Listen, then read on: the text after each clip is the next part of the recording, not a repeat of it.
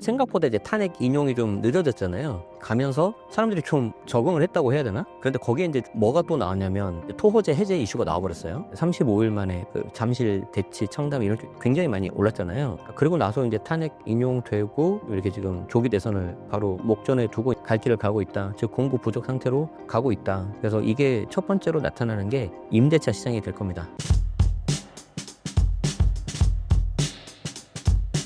토지거래허가제와 탄핵 이후 현재 부동산 상황이 어떤가요? 우리가 이제 처음에 비상계엄으로 이런 일이 발생을 했는데 12월 3일 날 비상계엄 터져서 굉장히 좀 많이 위축됐고 생각보다 이제 탄핵 인용이 좀 늦어졌잖아요.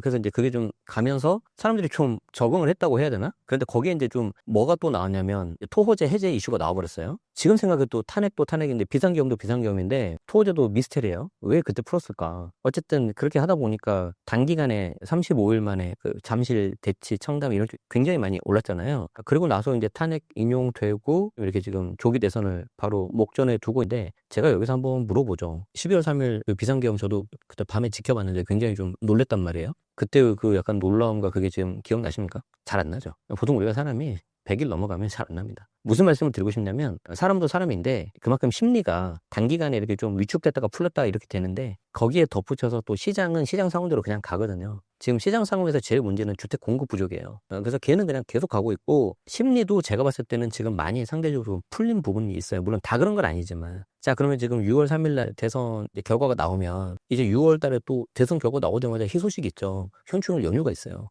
맞잖아요. 우리 놀아야죠. 그리고 이제 6월 금방 지나가겠죠? 일을 좀 하려고 하면 이제 7, 8월 때 뭐가 있습니까? 휴가 가야죠. 맞죠? 금방 6, 7, 8 지나갈 겁니다. 그리고 이제 9월 보통 가을 전세 시장 성수기거든요. 그리고 이제 10월 초에 추석이 있단 말이에요. 그래서 그런 식으로 되면서 사람들이 그냥 예전 일 다 잊어버릴 거예요. 제가 장담하는데. 그런데 시장은 갈 길을 가고 있다. 즉 공급 부족 상태로 가고 있다. 그래서 이게 첫 번째로 나타나는 게 임대차 시장이 될 겁니다. 아마 전세 가격 좀 더 지금보다 좀 불안해질 것 같고요. 그리고 이제 우리나라는 독특하게 이제 전세라는 제도가 있으니까 전세든 월세든 가격을 좀 높은 가격을 찍으면 그걸로 변환되는 거 아시죠? 그래서 전세 보증금 1억이 뭐 30만 원, 35만 원, 많은 곳은 40만 원 이런 식으로 막 바꿔버려요. 그래서 둘 중에 하나 찍히면 서로 바꿔가지고 막 이렇게 체인지가 된다. 그래서 지금 6월 3일이 대선인데 대부분 우리 방송 보시는 분들은 그래 대선 지나고 일단 한번 누구 되는지 보고 이렇게 좀 움직이자라는 생각들이 대부분이실 건데 최근 들어서 지금 제가 오늘 촬영하기 오기 전 며칠 전부터 2, 3일 전부터 제가 보니까 조금 움직임이 좀 빠른 것 같아요. 그래서 이제 이거는 저도 이제 물건을 좀 내놓은 게 있으니까 소위 말해서 입질, 집을 보러 오는 사람들 보면서 제가 느끼는 게 있고 저희 이제 수강생들 교육 받고 있는 수강생 분들도 전해주는 소식이 있고 그리고 이제 저 같은 경우는 또 간접적으로 뭘 보냐면은 이제 유튜브 댓글 같은 거 그런 이제 상담 요청 같은 거 그런 거 보니까 최근에 또 늘었어요. 그래서 그걸 보면서 약간 인간 지표라고 하죠. 아 이게 좀 가는구나. 생각보다 빨라지는구나. 그럼 두 가지 이유가 있는 것 같아요. 빨라지는 거는. 첫 번째는 사람들이 되게 똑똑해졌어요. 예전하고 다르게. 특히 이제 그게 SNS의 영향이 되게 큰데 너무 빨리 돌아요. 특히 인스타 스레드 하시죠? 그럼 이제 거기 더 빠르더라고, 내가 보니까. 그래서 이제 그거 통해가지고 좀 움직이시는 분들도 있고, 두 번째는 그냥 우스갯소리로, 선거 결과 뭐 안 봐도 뭐, 이거인 것 같다. 그러니까 그냥 거기에 맞춰서 움직이겠다. 그러신 분들도 일부 계시는 것 같아요. 그래서 지금 한 2주도 안 남았는데, 한 10일 정도 이렇게 남았는데, 그거 반영해서 움직이고 있는 게 아닌가 생각하고 있습니다. 조기 대선을 앞두고 각종 부동산 정책으로 집값이 오를 수 있다는 말이 있는데 어떻게 보시나요? 지금 물론 호가 중심이긴 한데 우리가 다는 아니고요. 전제 조건이 다는 아닙니다. 서울의 이제 중심 지역 있죠. 얼마 전에 보도자료 보니까 주거 선호 지역이라고 이렇게 되어 있던데 아시는 것처럼 강남, 성구하고 용산 그리고 그 옆에 있는 뭐 마포, 강동, 동작, 성동, 뭐 여의도 이런 데를 중심으로 해가지고 좀 이렇게 매물이 좀 이제 호가를 높이는 그런 분위기인 것 같아요. 그리고 지금 매주 나오는 KB 시세라고 있어요. 그런 시세 데이터를 보면은 서울 수도권이 되게 많아요. 매주 데이터가 나오고 있거든요. 그래서 거기 보면은 탑 10, 그리고 월스트 10 이렇게 계속 나오는데 계속 서울 수도권 이렇게 나오고 있고 매주 움직이는 그 수치가 0.3 정도가 넘어가면 의미 있는 수치예요. 제가 알기로는. 그런데 0.3 육박하거나 넘는 것들이 많이 있다. 그래서 그런 것들도 좀 같이 보시면서 좀 대응을 하셔야 되지 않을까 싶어요. 내가 어떤 포지션으로 갈 건지.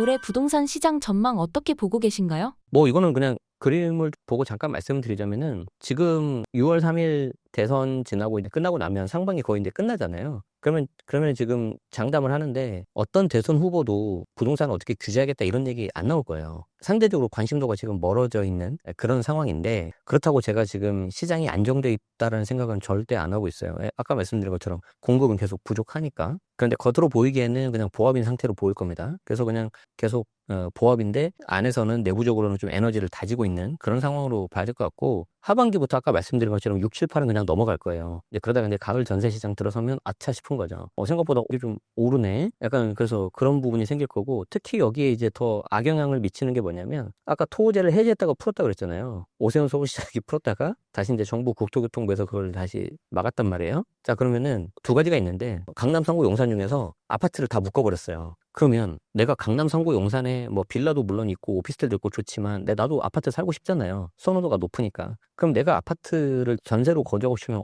어떻게 해야지 전세가 나오죠? 거기 살고 있는 전세에 있는 사람이 나가야 되는 거잖아요. 맞죠? 그거 외에는 방법이 없지 않아요? 아니면 거기 살고 있는 집주인이 나가거나. 이걸 무슨 말씀을 드리냐면 내가 살고 싶은 전세, 아파트 전세는 누가 공급하냐는 거예요.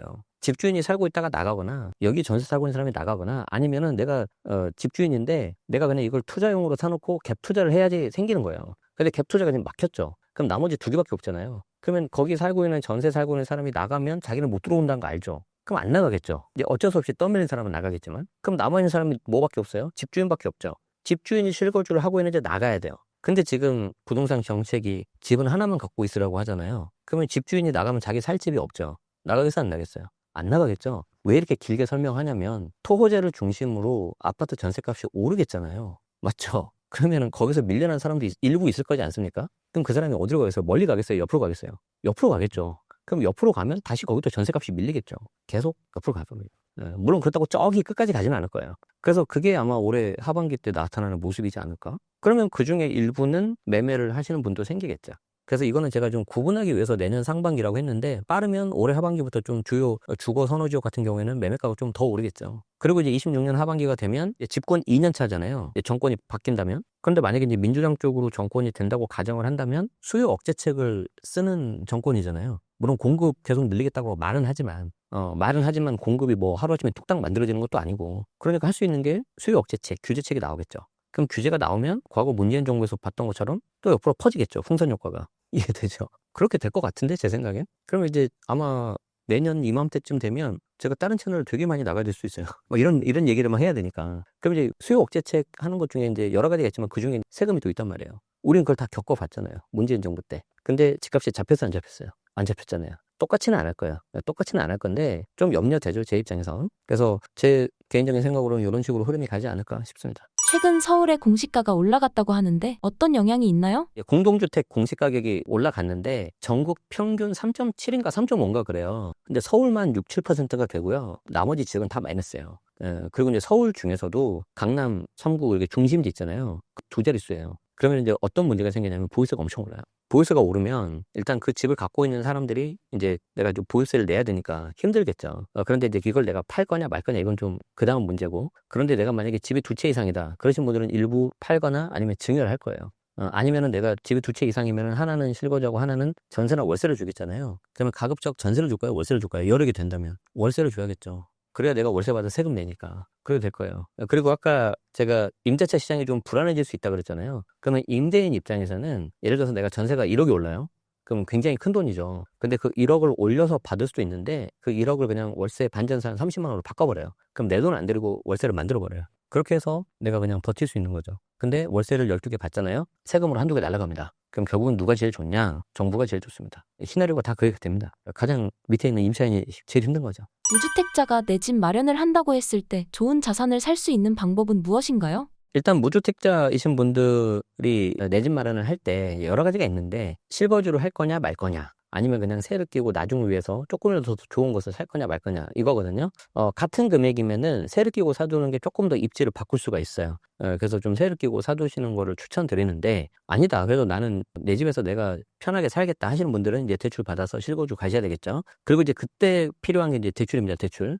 자, 대출을 이렇게 활용하셔야 되는데 만약에 내가 처음 뭔가 집을 산다 그러면 생애 최초 대출이 있어요. 물론 생애 최초 취득세도 있어요. 취득을 하고 나서 3년 내에 전입을 계속 하고 있으면은 취득세 한 200만 원 정도 혜택을 받을 수 있는데 그거보다는 대출 혜택 받는 게 훨씬 더 큽니다. 그래서 생애 최초 대출 같은 경우에는 80% LTV 최대 6억까지 나와요. 그런데 내가 이거를 뭐 사가지고 6억까지 하면 좀 너무 버거우실 수도 있잖아요. 그래서 이걸 가지고 세를 끼고 사는 방식으로 대출 좀 후순위로 해서 하는 방법들이 좀 있다.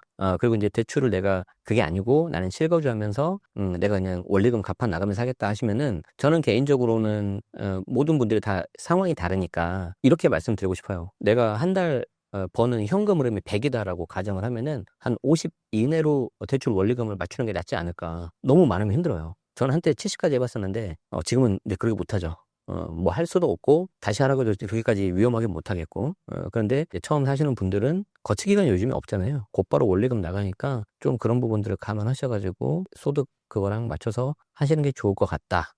그래서 이거 두 개를 뭐 결합시켜서 생애 최초하고 새끼고를 같이 하는 경우도 있고 이제 자금에 따라서 다 다르겠죠. 5억 돼서 이렇게 좀 10억대면은 경기도 남부 라인에서 좀 보시는 게 좋을 것 같고 용인 수지 같은데 서울에서도 있긴 있습니다. 대신 이제 새끼고 사셔야 돼요. 9억 같은데 그러면은 좀 다른 데 보셔야 될 것 같고 그런데 그 넘어가면은 거기에 맞춰서 보셔야 될 것 같아요. 지방 취득세 규제가 완화됐다고 하는데 어떻게 적용되는 건가요?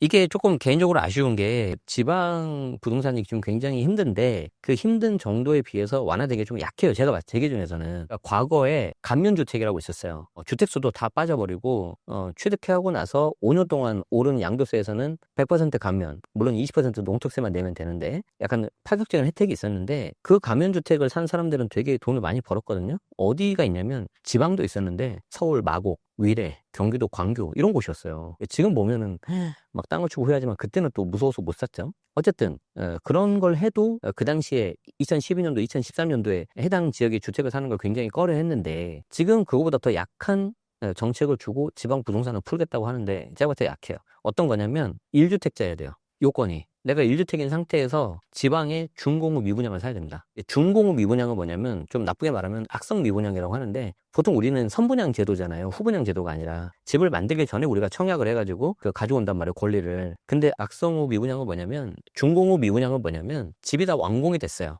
완공이 되는데 안 팔린 거예요. 그러면 왜 안 팔렸을까요? 가격이 너무 비싸거나 아니면 너무 인기가 없는 지역에 있거나 쉽게 말해서 잘 안 팔리는 것들이잖아요. 그런데 내가 1주택자인 상태에서 전용 85제곱미터 이하고 취득가도 6억 넘으면 안 되고 이런 여러 가지 조건을 붙였을 때 그 준공업 미분양을 사면 주택세에서 제외되는 혜택을 주겠다는 거예요. 자, 그럼 생각을 해봅시다. 내가 가진 돈이 뭐 다 신혼부부고 하니까 그게 많지 않잖아요. 그래서 경기도의 용인에 적당하게 이게 내 집 마련했어요. 행복하게 잘 살고 있어. 근데 이거 대출 원리금 이자 내는 것도 버거워 사실. 그런데 여기에 지방에 준공업 미분양을 사면 뭔가 혜택을 주겠대. 가시겠습니까? 못 가죠.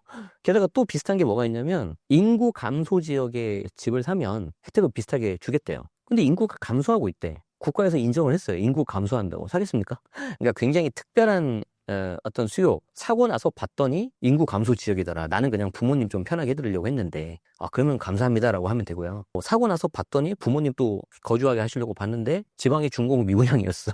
아니, 그러면 이제 소위 말해서 전문용어로 얻어 걸리는 거지 내가 처음부터 여기를 공략해가지고 뭔가 투자 수익을 보겠다는 거는 있긴 있겠지만 되게 약할 거예요. 왜 그러냐면 투자라는 거는 주식도 마찬가지고 코인도 마찬가지지만 내가 샀잖아요. 그럼 나중에 오를 거라는 거잖아요. 그리고 그 오를 거라는 건 구체적으로 뭐냐면 그 오른 가격에 누가 내 물건을 받아줘야 된다는 거. 매수자가 나타나야 되는 거죠. 근데 지금 분위기에서 내가 그 바늘구멍을 뚫고 딱 했는데 또 한 번 더 뚫어야 되잖아요. 이렇게 계속 말하면 지방에 계신 분들 되게 좀 서운해 하실 수 있는데 뭐 그렇다고 제가 틀린 말을 하면 안 되니까. 그래서 세금적으로 봤을 때는 좀 이렇다. 물론 투자 관점에서는 제가 놓친 게 분명히 있을 수 있습니다. 뭐 제가 뭐 투자를 엄청 잘하고 그런 것도 아니니까. 그래서 투자를 잘하신 분 입장에서는 이런 데 사면 굉장히 좋은데 라고 하실 수 있는데 현재 어떤 정책적인 면 세금적인 측면에서는 약하다. 이거는 안 된다. 더 풀어야 된다. 살리려면 저는 그 생각이에요. 지방 부동산 상황은 어떤가요? 정말 거래가 안 돼요. 제가 지방에 지금 하나 내놓은 물건도 있거든요. 보러 오는 사람이 별로 없어요. 그리고 이제 저희 이제 교육생들, 수강생들도 들어보면은 왜냐면 이제 제가 플랜을 짜드릴 때 요렇게 해가지고 남은 주택을 비과세를 받아야 됩니다. 라고 해드렸는데 지방 부동산을 매각을 해야 되는 거예요. 근데 정말 안 팔려요. 지역에 따라 좀 다르긴 하지만 그래서 좀 전반적으로 봤을 때는 일부 몇몇 곳들은 거래가 되는 것도 있긴 있는데 전반적으로는 많이 힘들다. 그래서 새 정부가 들어서면 여기에 대해서는 좀 파격적인 혜택을 주셨으면 좋겠고, 과거 감면주택에 해당되는 그 정도 혜택은 줘야 되지 않을까. 제 생각은 그렇게 생각합니다. 그러면 투자 대상으로 매력적인 지방 지역은 어디일까요? 기본적으로는 광역시 이상급이 좋을 것 같고, 인구수도 50만 이상 넘는 게 좋을 것 같고요. 무엇보다도 이제 일자리, 그리고 이제 일자리는 사실 서울에도 많이 있잖아요. 그렇기 때문에 오히려 저는 지방 입장에서 서울을 대체할 수 없는 그런 곳, 그런 데가 낫지 않을까. 그러면은 예를 들어서 우리가 이제 서울에 유명한 학군지가 세 개가 있지 않습니까? 대치, 목동, 중계 이렇게 세 개가 있는데, 지방에서도 학군이 가장 좋은 곳이 이제 대구 수성구예요. 이런 곳들은 조금 나중에 이제 기회가 있을 수 있겠다. 지금 물량이 좀 많긴 하지만, 얼마 전에 제가 또 대구 강의를 갔다 왔었는데, 아직은 그래도 좀 심리가 좀 많이 안 좋은 것 같긴 합니다. 그렇지만 이제 이런 것들도, 수성구 같은 것들도 좋은 지역이니까 나중에는 빨리 좀 회복이 됐으면 좋겠고, 뭐 부산 해운대 같은 경우는 이제 오션뷰, 이게 서울도 한강뷰하고 좀 다르잖아요. 그래서 이제 대체 불가능한 지역, 이런 곳들이 그래도 좀 살아남을 수 있고 매력적인 곳이 아닐까, 이 생각이 듭니다. 내 집 마련을 하고자 하는 분들께 해주실 조언이 있을까요? 가장 궁금해하는 게 어디 사야 되냐, 그리고 이 자금으로 내가 어디를 살 수 있냐. 그래서 여러분들이 생각을 하실 때 당연히 기본적으로는 내가 직장이 어디 있냐를 보고 직장을 좀 가기 편한 곳을 찾으셔야 되는데, 아까도 말씀드린 곳이 경기도에서는 신분당선이 있잖아요. 신분당선이 경부 고속도로하고 맞붙어 있으면서 라인이 되게 좋아요. 그래서 저 밑에는 동탄도 있고, 그런데 동탄 같은 경우는 사실 신분당선이라기보다는 이제 엠버스, GTX 이렇게 가고 이제 타는데 조금 쉽진 않고, 신분당선을 노리는 곳 중에 하나는 이제 용인 수지가 있어요. 수지 같은 경우는 되게 가성비가 좋죠. 왜냐면 밑에 광교, 그리고 위에 판교에서 앞, 뒤 다 비싼 동네거든요. 근데 중간에만 살짝 금액대가 좀 낮아지니까, 근데 강남은 25분이면 온단 말이에요. 그러니까 좀 괜찮고, 그런 이제 일기 신도시 중에서 옆에 있는 평촌도 되게 좋죠. 평촌은 이제 월판선 지나고 나면은 좀 더 괜찮아질 것 같아요. 그래서 이제 그렇게 보시면 좋을 것 같고, 그래서 이제 그런 식의 어떤 입지, 이런 데를 많이 좀 고민하시고, 그 다음에 이제 사회초년생이고 신혼부부면 당연히 모아놓은 돈이 없어요. 저도 마찬가지였고. 그러면 이제 일부 대출을 끌어와야 되는데, 그 끌어오는 과정에서 잘 활용하면 생각보다 더 많은 금액을 끌어올 수가 있다. 예를 들어서, 요즘에 맞벌이 많이 하잖아요. 맞벌이 많이 하니까 남자 쪽이 연봉이 좀 더 높고 여자가 좀 만약에 낮다. 그러면은 오히려 연봉이 낮은 쪽으로 주담대를 받는 거예요. 주담대 그 한도 안에만 들어오면 담보대출은 한도 비슷하게 나와버리니까. 그리고 연봉이 많은 남자 쪽에서는 신용대출을 받는 거죠. 그래서 두 개를 합산시켜가지고 매수하는 경우도 있어요. 그래서 이제 어디를 볼 거냐, 입지. 그 다음에 자금 어떻게 할 거냐, 대출. 그리고 이제 처음에 했을 때는 가급적 공동면에 하시는 게 좋아요. 물론 혼인신고를 안 하고 나서 주택수를 별도 관리해서 가는 것도 방법인데, 그렇게 되면 자산이 분산이 돼요. 그러면 작은 거 두 개를 사게 돼 있거든요. 그러지 마시고 합치세요. 합쳐서 좋은 거 하나 사세요. 그게 훨씬 나아요. 지금은 무조건 하나로 가고 그 하나에서 실거주 하시는 게 제일 좋습니다. 그럼 그게 딱 끝납니다. 구독자님들에게 한 말씀 부탁드립니다. 또 이렇게 불러주셔서 여러분들 뵙게 돼서 감사드리고요. 이 세금이라는 거는 좀 사실 좀 복잡하고 딱딱하고, 또 겨우 내가 알아놓으면 또 금방 바뀌니까 약간 좀 속상한, 재미없는 이런 게 되는데, 여러분들이 나중에 이제 좀 시간이 지나면 지날수록 여러분의 자산이 늘어나면 날수록 나의 소중한 자산을 지킬 수 있는 거는 반드시 세금 공부를 하셔야 됩니다. 그래서 내가 힘들게 번 돈인데 국가에 헌납하면 안 되잖아요. 어떤 탈세 뭐 이런 이상한 방법을 쓰자는 게 아니라 합법적인 방법 내에서 여러분의 자산을 잘 지켜서 부자가 되면 좋겠습니다. 고맙습니다.